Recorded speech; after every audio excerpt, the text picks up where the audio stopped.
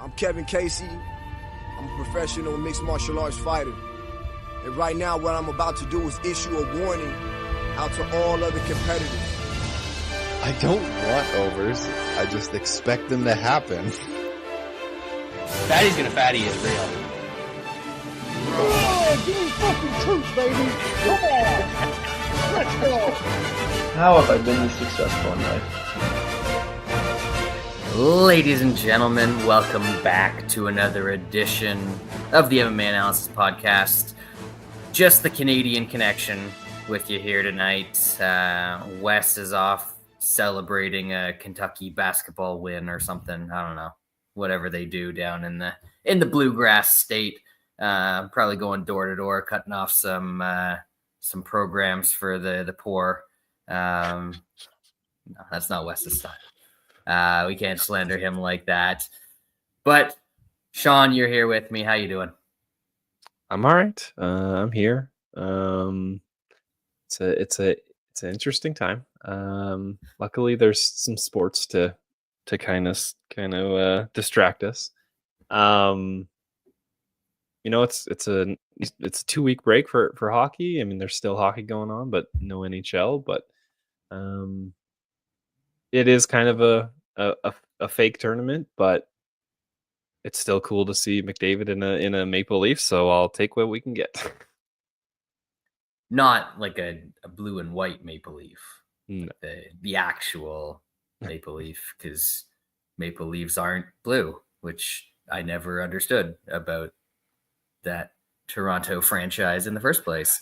I mean, they can't spell in the first place. Like, well, I guess they can spell, but they just don't know proper grammar. yes, grammar. Fair enough. Yeah. Rob, appreciate you popping in as always. I am just a little bit west of where you're at right now. I'm in Guelph. We're getting hit pretty hard with some snow tonight, but nothing us Canadians can't tough out. LR, if we were Americans, it would be a catastrophe for us right now. They don't know how to deal with snow unless you're from Buffalo. They can. Yep. They know. Anyways, we've got warehouse fights this weekend. We had warehouse quality fights on pay-per-view for most of last weekend. We're gonna rip through that. We're gonna rip through how many fights do we have on this week's card? Like 13 or Too many. something. Too many. I believe 13.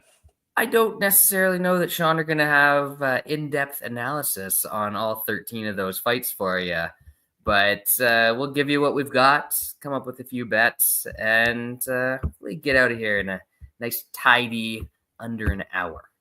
So, UFC 312 went down in Australia. That was terrible. Australia last weekend. I think it threw me off because it was, Rodrigues and that South African accent. You can never quite place it. It's like the British and the Australian accent fucked, but then like maybe got choked to death for a minute or two and then brought back to life. I can't keep up with it. But yeah, the main event happened. The rest of the card happened. Not much to say for me on the main event. We bet on Strickland, and we were idiots. He looked terrible. Rodrigues looked weird and awkward, like he always does, but a more effective version. And that's about how it went for 25 minutes. Anything that you wanted to chime in on there? I mean, it helps when the guy you're fighting just is not interested in trying to win whatsoever. Yeah, Strickland's a fraud. He's just cancer to watch. It's annoying that he got to where he got to. He got some wins, but I'm just happy he lost. Like I know we bet him. I'm happy he lost. I don't ever want to see him in a 5-round fight again.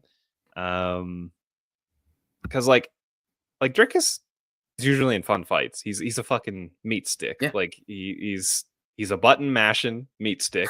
That's kind of good, and he's usually in fun fights. And these ones with Strickland have just been putrid. So bring on Maiev. It's an interesting fight. I still don't think we know what Drickus is, but he's also beating champion. He's a champion. And I guess like we didn't really get much answered in the Whitaker fight. Like obviously, Maiev is an absolute fucking animal for at least a round. What happens if it goes longer than that? I don't know. I don't know if we're gonna find out against Drickus, but he's probably got the best chance out of kind of anybody around there. So it'll be fun.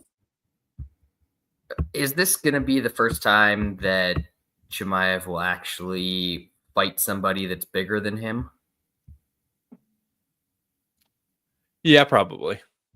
I mean, I don't think like Meerkat.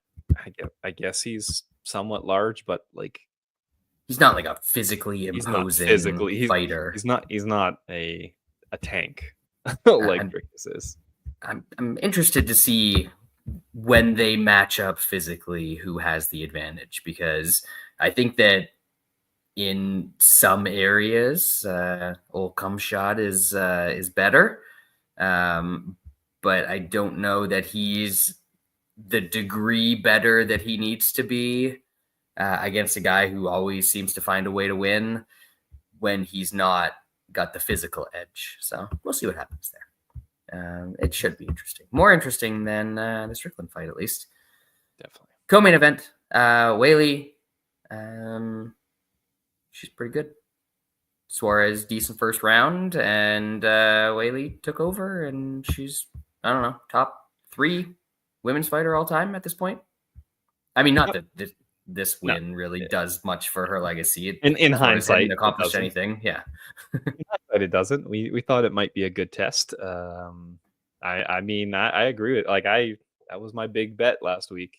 And that was fairly stress-free. Even that first round, like, yeah, she got a takedown because Weili kind of tried to do something stupid, and then she got no ground and pound or anywhere close to a sub. After that, I was like, fuck, we're good to go. Cruising. Yep.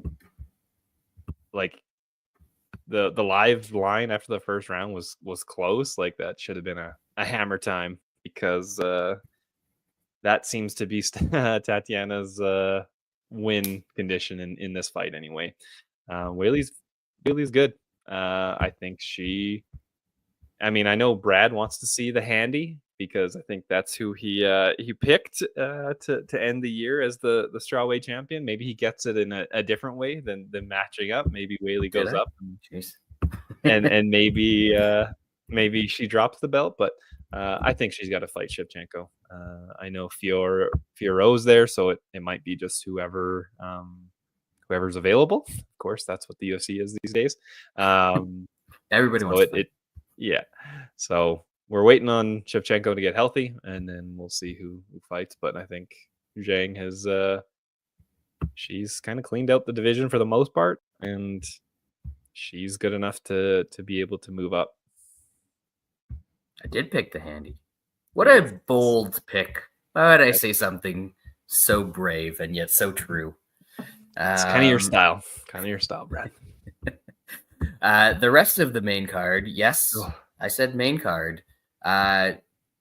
Tallest guy, Teixeira, taking on Justin Tafa. 25 seconds, just done. Jimmy Crute, all the way from his van that he put in the parking lot, draws with Adolfo Bellato. You might have to fill me in on that one, because I did not watch it. And Jake Matthews gets unanimous decision over Francisco Prado. I'm not going to stop, because those were basically prelims. Keep going. Gabe Santos, 3rd round rear naked choke over Jack Jenkins, who he like had some weird injury where, like, was it a vertebrae or a rib or something that like I don't know, It something was something weird weird. went Something weird. inside that shouldn't have been inside, and yeah. Anyway,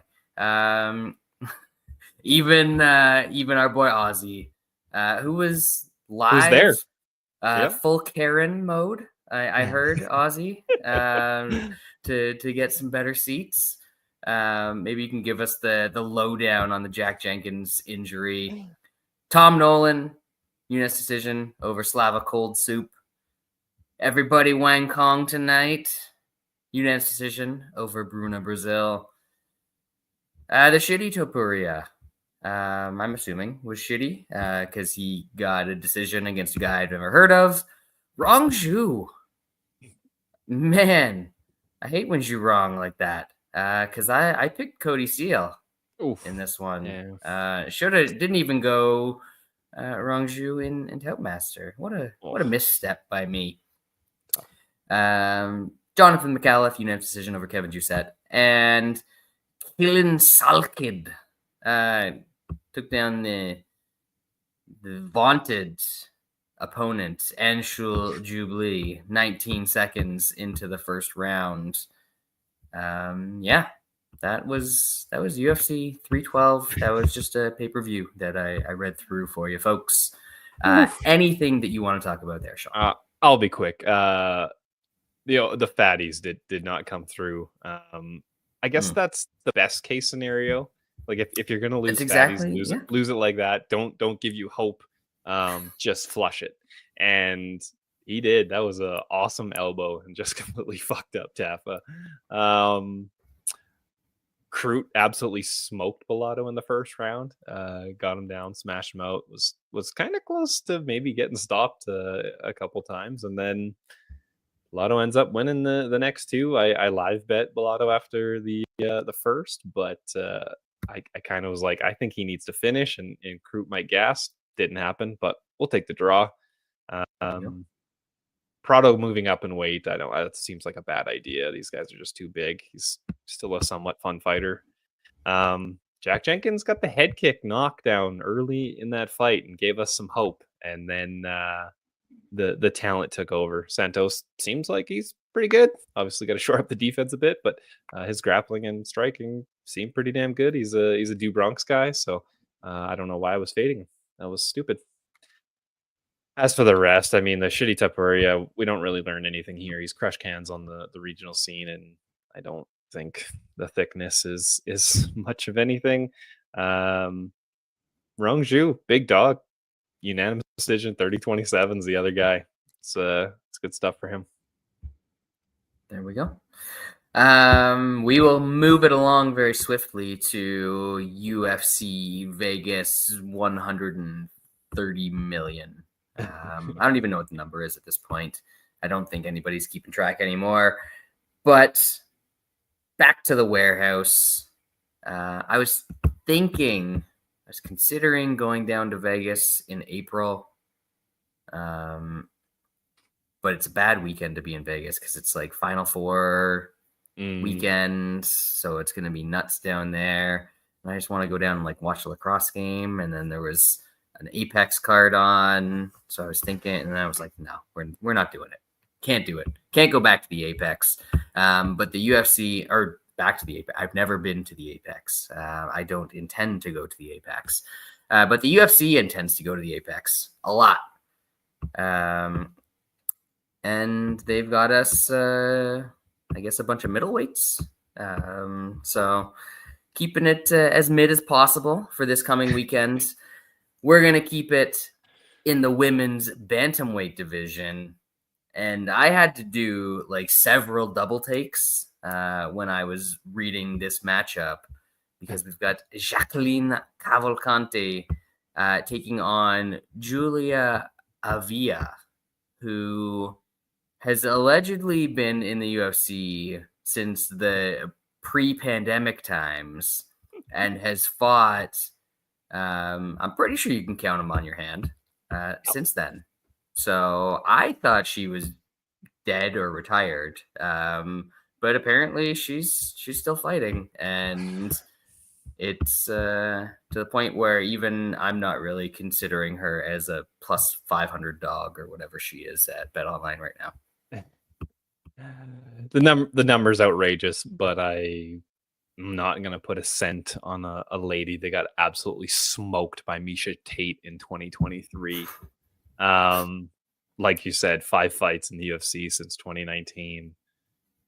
So I don't know why they're matching these two ladies up. Like Cavalcante's 3-0 in the UFC.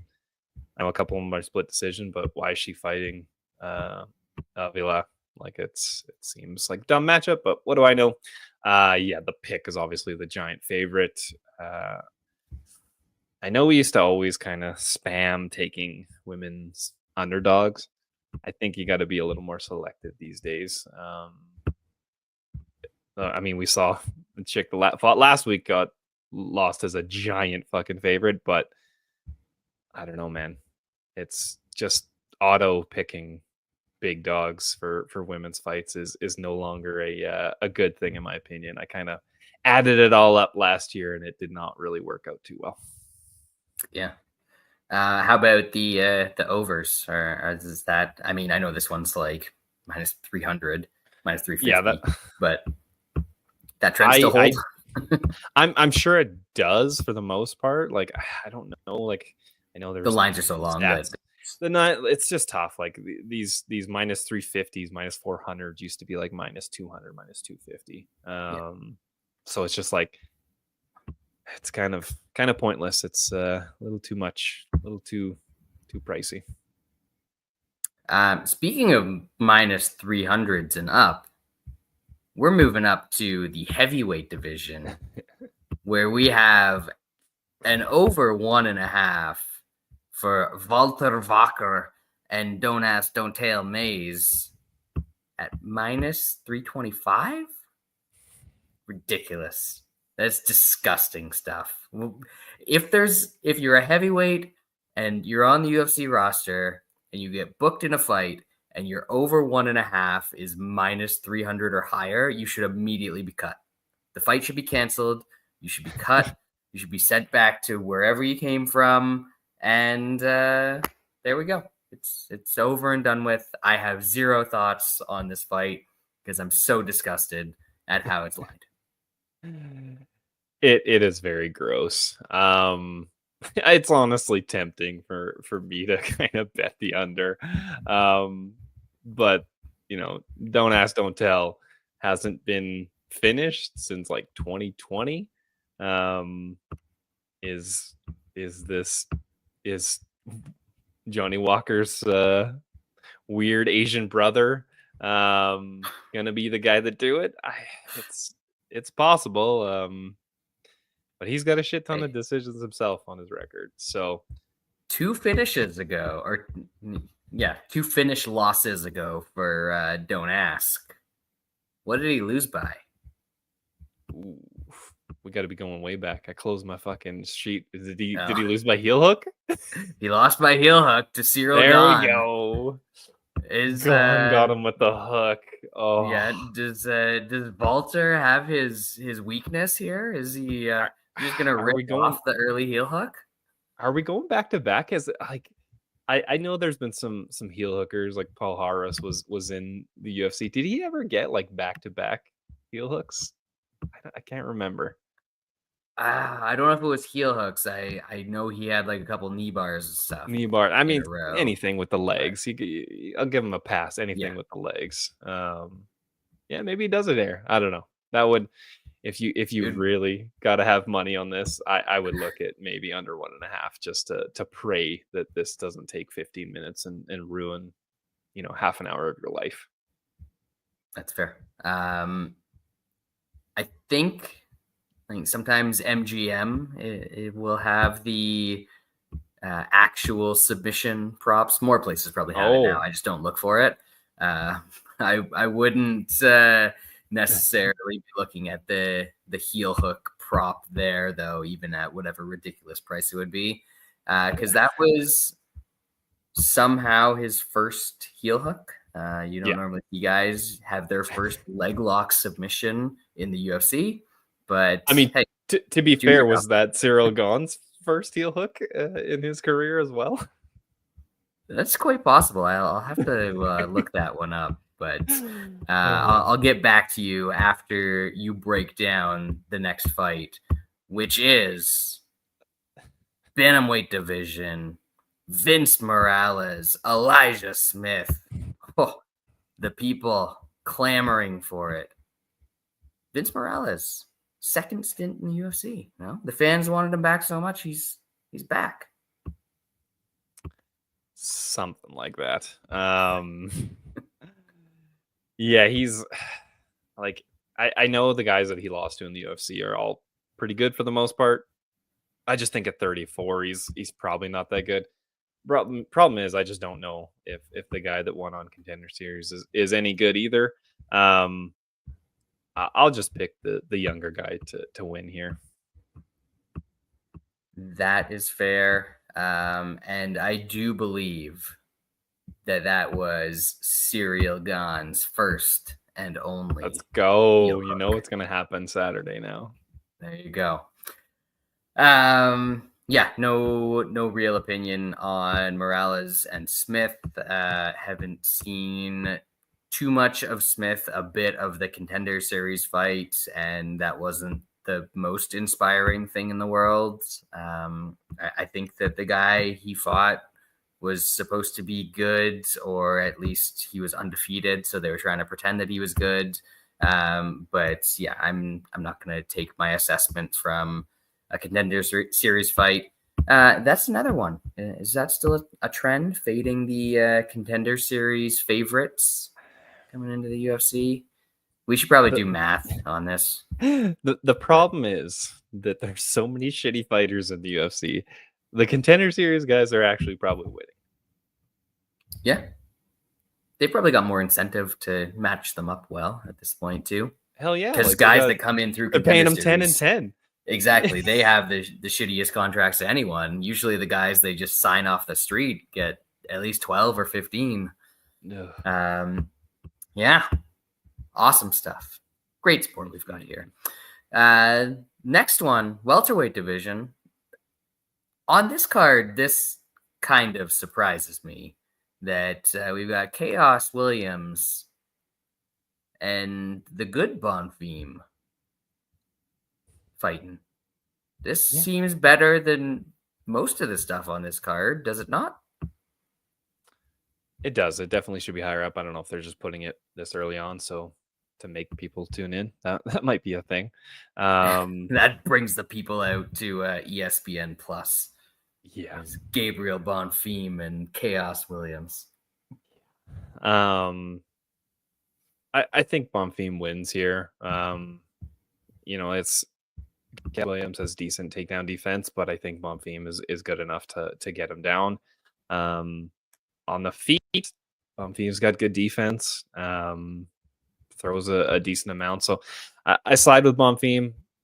It is, Chaos Williams does have the kind of power that can change a fight in an instant. So it's tough for me to lay over minus 200 on that. But I do think that Bonfim gets a win, probably a decision.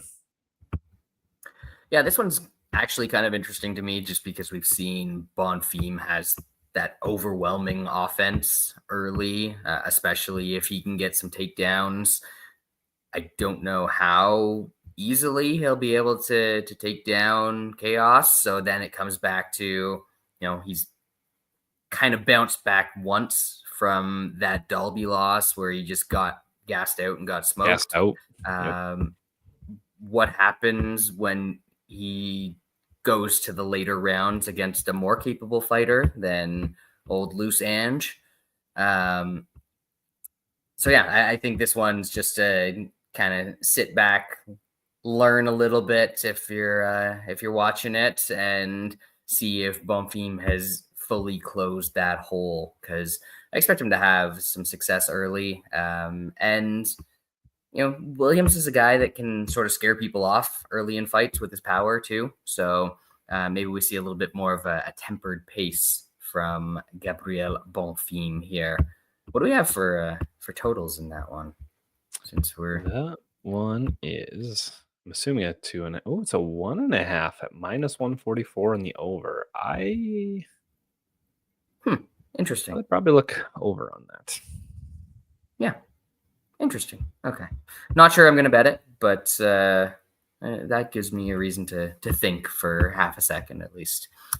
Flyweight division up next. We've got old Raphael Steves taking old Jesus Aguilar. Shaun? Yeah. I think Estevam probably gets takedowns. It should be fun. It should be a good grappling, interesting fight. I mean, there aren't too many flyweight fights that are kind of boring, especially when you got some guys that can grapple. Because generally speaking, you're not going to be able to lay on a guy. It's going to be takedowns, tough. going for stuff, and just scrambles. So if you like that, this should be a pretty good fight. I'll probably side with the favorite to get it done. Not sure if he's going to be able to get him out of there. Probably going to go to decision. Yep. Unlike the debuting flyweights that we always see, and we're like, this guy's probably better than he's getting lined as. I think it's pretty accurate in this case. Old Jesus has the guillotine, which is kind of ironic, giving his mode of transportation to the other land. But I think a guy coming out of Nova União who has shown himself to be a pretty competent grappler is going to be able to avoid that guillotine. And as Ozzy says, can you bet fight ends by guillotine? Maybe somewhere. I'm sure some book has that. But I think that if that does happen, more likely to be old Raphael Steves that gets his hand raised. And if it doesn't happen, it's probably even more likely that old Raphael gets his hand raised. So we're going to side with the favorite here.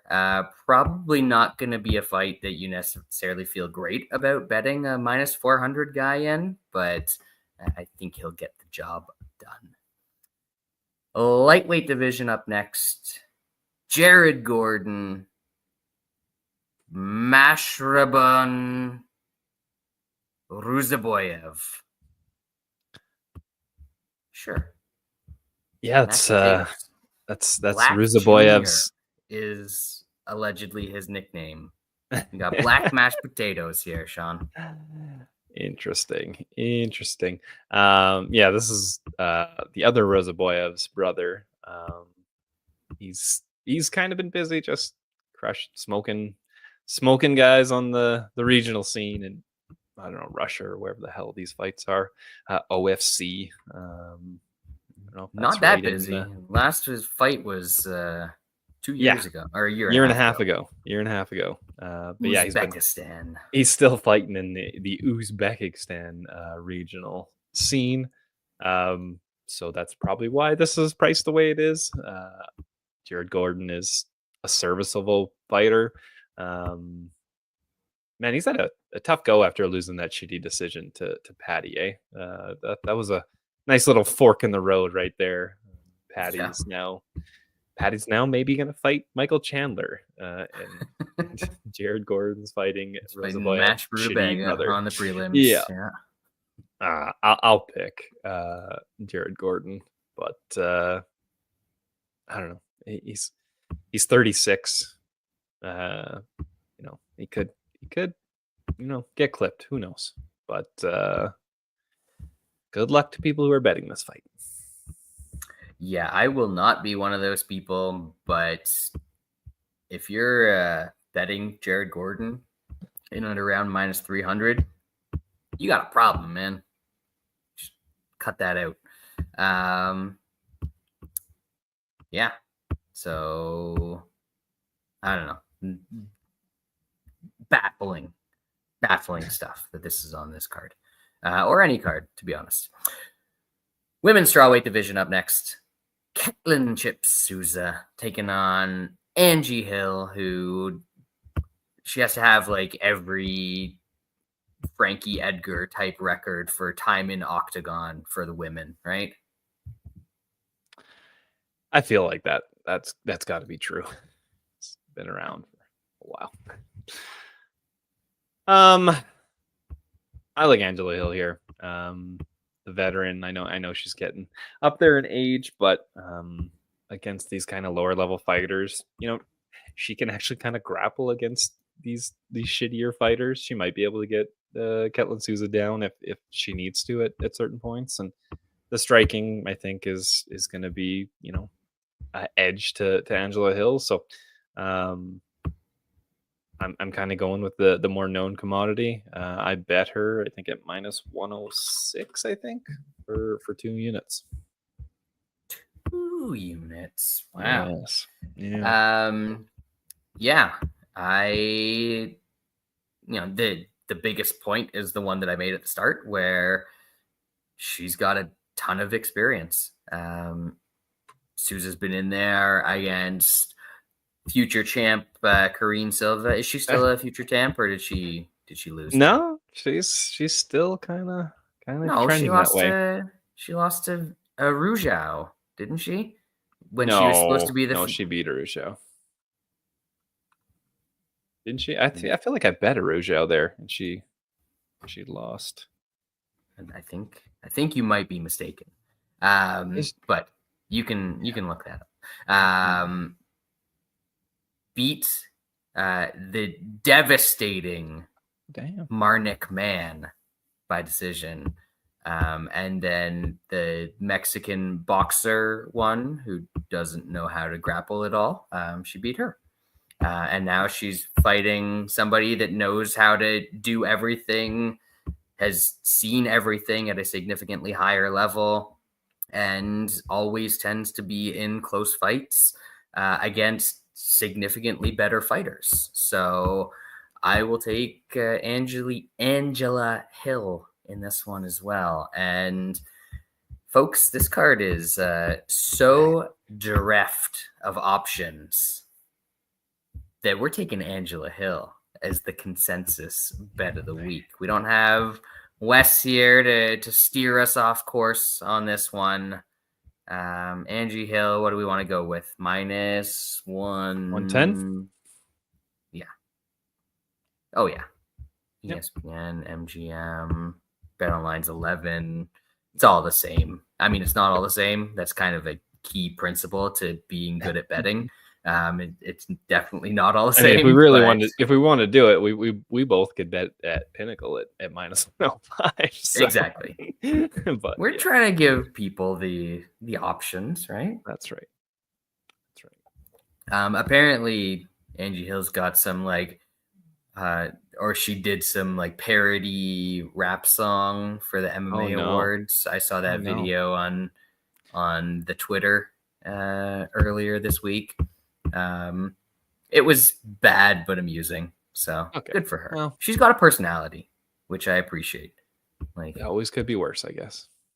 Indeed it could, and it's about to get worse because we're heading to the featherweight division for the main card bout between Jose Delgado and Connor Matthews, who is a whopping 0-1 in the UFC. Shaun. You were right about Araujo. I bet the over 2.5 in that fight. Of course, I parlayed that with some Bronx under 2.5, so that didn't win. But I felt like I found a way to lose even on a winner. I found a way to lose, and I should have been on Araujo there. But what can you do? As for this fight, I really don't care.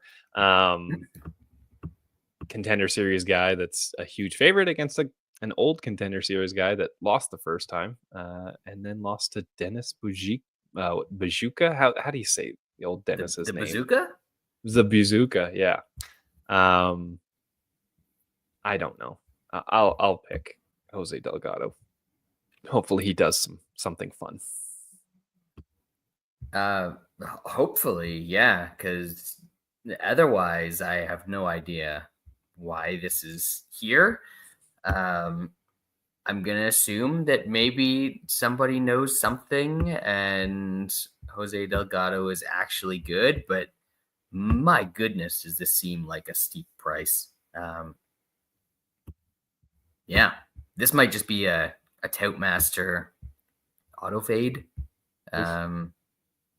Because, you got to take some risks I'm slipping in the standings. I think I'm like 6th or 7th now.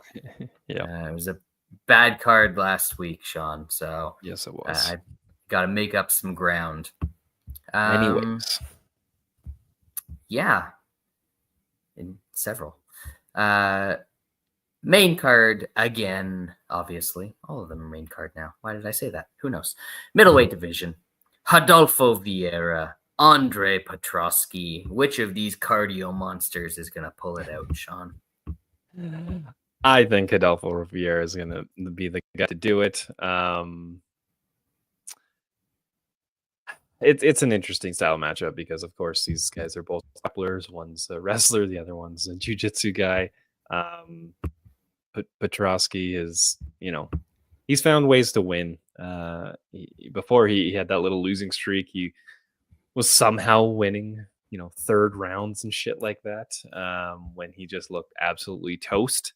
And then he kind of stepped up against better guys and shit happened to him. And then he got just gifted a fight against Josh Fremd and Dylan Budka.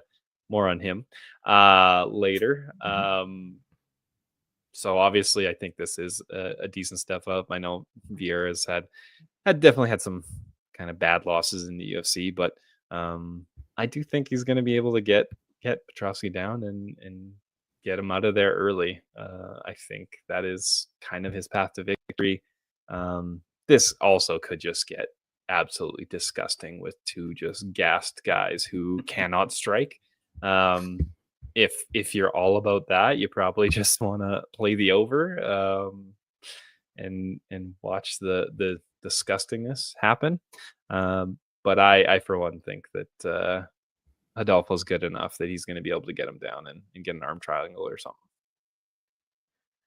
Yeah, I was desperate to look for bets here. So at one point I was considering a bet on Petroski. I just don't love anything about this for him. Obviously, we know the cardio is not particularly good on either side. If Petroski gets takedowns, is that actually what he wants? Does he want to be grappling with Vieira? If he gets taken down, obviously much worse. And if you go back through their fights, is the best striking performance by either of them Vieira against Chris Curtis? Is Rodolfo Vieira the better striker in this fight? Oh Lord! So I think I've got to side with Vieira here. But man, there's a lot of ways that dude's fights can go wrong. So not confident, not betting it. As you said,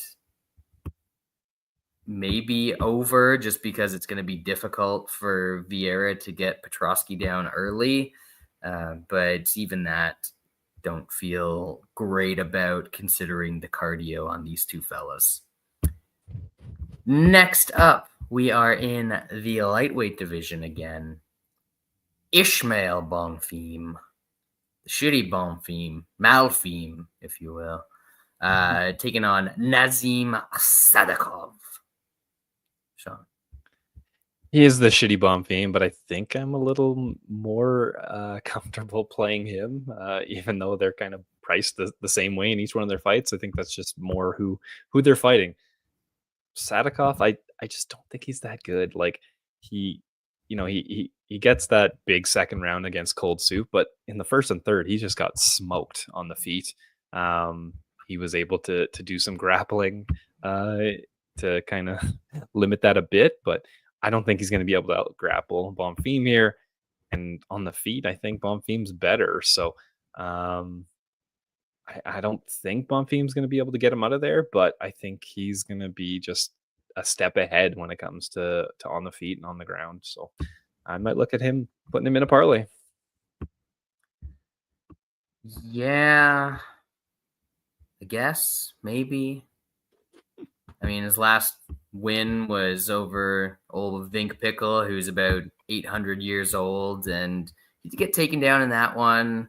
I mean, you can forgive the the BSD, the big swinging to knee, getting taken down and subbed a couple times in that fight, I guess. But I don't, like, especially compared to his brother, I don't love his grappling. So I think you're right. If you're betting him, it's more about who he's fighting than who he is. Because obviously I'm less high on Ishmael than on Gabriel, but the same could be said for Sadikov and Chaos Williams. So I'm going to stay away from this one. It's an uneasy one for me, and you always have the potential angle of, if his brother gets melted earlier in the night by Chaos Williams, where's his head at coming into this fight? So you never know. You never know. Always got to be on your toes in this game. Next up, middleweight division. Once again, the aforementioned, great tease, by the way, Shaun, because the people really stayed tuned in for the Dylan Budka talk. Dylan Budka taking on the Armenian Canelo, Edmen Shabazian. What are we doing here? Yeah, I don't know. Shabazian should smoke this guy. Like, this is kind of a setup fight. I think they still want to be, like, the UFC still is fine. They kind of want Shabazian to be something, because they easily could have cut him along the way. Several times, probably. Yeah, so, like, they still see something. It was another ugly one against Meerkat last time out. But when he goes against guys like AJ Dobson, like Lung Ambulance, like these guys, he smokes them. And Dylan Budka is fucking terrible. At 365 has got Shabazian round 1 plus 240. You also could look at same game parlaying the under 1.5 with Shabazian to get a couple more minutes, but he should get him out of there. Yeah, if you're betting Edmen and you're relying on those couple more minutes, you're gonna have one clenched butthole during that fight. So I was looking at the same thing for those who have the legals. FanDuel also plus 240. I thought I saw somewhere it had plus 250, but that's probably moved at this point anyway. But he's won. So I looked it up. 2 fights that have ever gone out of the first round and lost all of the rest of them. So he doesn't fare particularly well when fights go out of the first round. There's a massive talent gap here, massive sort of explosiveness gap in this fight. So I'm going to have a little bit of money on Edmen round 1 because that's what the much better fighter should do. And I would much rather lose a round 1 bet at plus 240 than be sweating Edmen minus 350 heading into the second and third rounds. So that is where we stand. Co-main event time. Featherweight division. Calvin, the country of Qatar, taking on Yusuf Zalal, Morocco. Didn't see any Yusuf Zalal paintings when I was in Morocco, by the way. Just the Azatars. Yeah, they run the streets, so that makes a bit more sense. Bagman, baby. Yeah. I've been impressed with Zalal coming back to the UFC. I think I might have played Jack Shore last time out. He's come in and he's done what he's needed to do. The guys he's fighting, it's tough kind of in hindsight, but like Billy Q's had a pretty rough stretch. I think he might be. Is he done? I don't know if he's done yet, but he's had a rough go in the last while. Yeah, he might have got cut. I don't know if he retired. I think he got cut.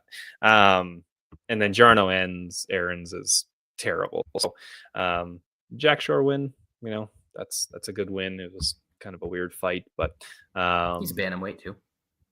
True. That is very true. And then I see this number. This number is fucking wild. Like, I know Cater just lost to Aljamain Sterling, and Sterling was able to just tie him up and win decisively. I don't think Aljamain Sterling and Yusuf Zalal are kind of anywhere near each other with the type of grappling. I think Aljamain's just like more of a smothering guy, and Zalal, he's probably has better subs than Sterling, but he's minus 500 now. Cater was plus 145 to Aljamain Sterling, and now he is plus 375 to Yusuf Zalal. Zalal probably wins. He probably gets some takedowns and wins a decision, but that number to me is just insane because up until the Sterling fight, Cater showed pretty decent takedown defense. He never grappled any elite grapplers, and then he did. I guess this is just a question of how elite of a grappler do you think Zalal is, because Cater's still very, very good on the feet. Fucking elite if he's minus 500. Because if this is on the feet, like I just have to give Calvin Cater a pretty decent edge on the feet. So I'm taking a shot. This number has got out of hand. It certainly has. What did this open at anyway? It had to open at something reasonable. So Zalal was minus 225 pretty much at open. And it almost instantly went to minus 400. Yeah, it was minus 400 within, kept half a going day from there. Yeah. Look, I guess I get it. Like, Zalal was very impressive since he's returned to the UFC. The wrestling has looked pretty good, but Shaun, you nailed it. Like Billy Q, we always talked about his physical limitations and guys can overpower him. Jarno Aarons doesn't belong in the UFC. And Jack Shore, like, he took Zalal down a couple times in that fight. It's not like that was just one-way traffic and then suddenly Zalal finally got him out of there. Like, that was a super competitive first round that they had, back and forth, grappling. And then it was the knockdown that led to the sub. I don't think that Zalal's just going out there and subbing every dude that he faces. So I have to play Cater here. If he stuffs one or two takedowns in the first round and this fight starts to turn into any sort of striking battle, I think maybe not a huge edge because he still doesn't have great kicks. He doesn't deal with kicks all that well. But I think you still got to give Cater an edge on the feet. And, like, for it to be lined the way that it is, you have to know that Zalal is going to get takedowns and going to dominate. So I'm going to take a look at Cater here. I'm probably going to take a little poke on Cater by decision as well, just because we've already seen through Zalal's career that he's pretty durable. And this fight is expected to go to decision, just looking at the lines. Over 2.5's like minus 250, goes to decisions minus 200-ish. So to me, that makes Cater by decision. If you're playing that side at 700, I think it's 800 at Camby's if you can get it. It seems like a pretty good bet just from the math perspective of it all. So Calvin Cater is going to be a little bet in a multiple ways here. And that will bring us back to the middleweight division and to our main event between the Crystal Cannon Man, Jared Cannonier, and I don't know if the people have been exposed to the full interview yet, but we got a sneak peek behind the scenes from the MMA analysis own intrepid reporter, Aaron Bronstetter. Maybe you've heard of him. Probably haven't if you're not Canadian, but maybe. He's always everywhere, and he's awesome. That you people think I'm just joking when I do some of this stuff. You think I'm just Mr. Jokey Jokerson, but he asked Hobocop himself how his name is pronounced, and he confirmed it is indeed Hobocop. And back in the main event, how do we feel about our boy here, Shaun? Hey, we've been right all along. They just don't give us the respect. Haters. Yeah, Hobocop's he's fun, man. Seems like he's learned his lesson a bit since he got knocked the fuck out by the Bruno Brick shithouse. Seems to be grappling a bunch more, using what he's actually the best at. But he's also pretty fun on the feet. Cannoniers, he's kind of getting up there. I've backed him a lot in the past. I think I've backed him both against Spiralio and Imavov. Tough losses. He's not getting any younger. He's like 39 or almost 39. Not saying that the Hobocop is a spring chicken, but definitely a lot less miles on his body and just younger. I like Hobocop here. Cannonier he's durable, and he is tough to take down at times. So I think this does go some time, but I'm gonna have to side with the Hobocop. Bet 365 same game parlay. Hobocop and over 1.5 is plus 110. Over 2.5 is plus 180. I'll probably play both of those with the over 1.5 being larger. This probably goes some rounds, but I think eventually Hobocop's gonna get him out of there. Yeah, I don't know about getting him out of there. We'll see about that. But yeah, I think I like this to go some distance. I know. Oh, he's real upset. Sweden just tied it up. He's not shit. a fan. Yeah.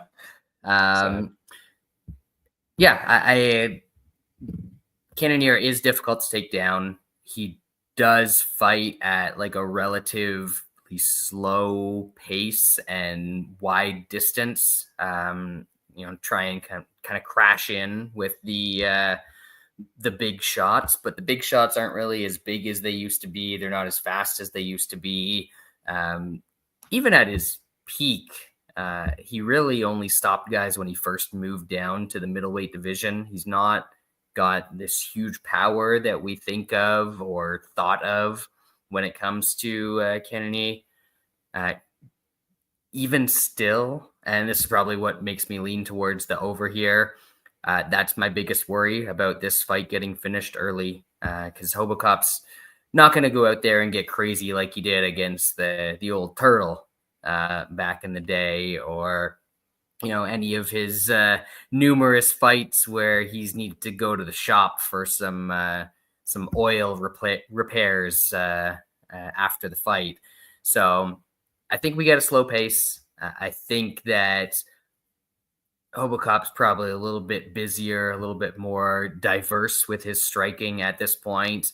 And obviously, if this gets to the ground, he's going to have a pretty significant edge in terms of grappling. So I do side with him, but I think I like the over 2.5, which is minus 105. Minus 105, plus 105 at Penny. There you go. Plus 105. Yeah. So we're gonna take a little poke on the over 2.5 here as well, and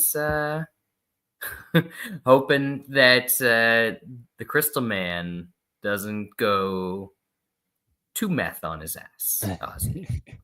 Let's if we're gonna do that, let's keep it in check. All right. So yeah, Shaun, we did it. We did it. 55 minutes. Good. Look at us go. We'll have to let the Sodsman know that we can, in fact, Kept do it tight. this. Kept it tight. It was really in the recap where we saved the time. Yeah. And then, well, that's what happens when there's 13 shitty fight, or not 13, but 13 fights on a shitty card with a bunch of them. Yeah, they take time, even if you want to just not talk about them. You know what? In future shows, that's on me. I'm gonna keep them in line. We don't need a Shakespearean soliloquy on every prelim fight. So not anymore. Not anymore. We'll keep them the in UFC check. The UFC doesn't give a shit about these fights. Then why should we? Very true. We'll keep them in check moving forward. And what do we have? What do we have moving forward, Shaun? We got UFC Seattle next week. Cejudo versus Song Kanon, and a couple of good fights on the main card. Brendan Allen versus Fluffy. John Silva versus a scrub he should probably smoke. And then we got Edson Barboza against the knockout machine that is Steve Garcia. It's better than what they're putting on in the warehouse.